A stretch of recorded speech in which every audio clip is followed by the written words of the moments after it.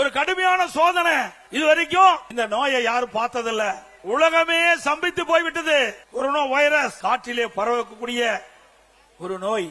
உலகம் முழுவதும் பரவி கொண்டிருந்த அந்த காலகட்டத்தில் தமிழகத்திலும் கொரோனா வைரஸ் பரவல் கடுமையாக இருந்தது.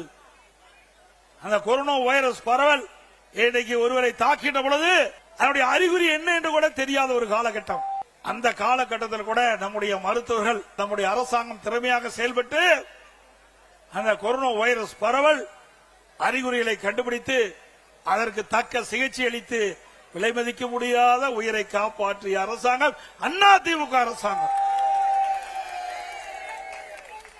உலக அளவிலே நீங்க பார்த்தா கூட தமிழ்நாட்டில் தான் இந்த கொரோனா வைரஸ் பரவல் தடுத்ததிலே முதல் மாநிலம் என்ற பெயரை நாம் பெற்றோம்.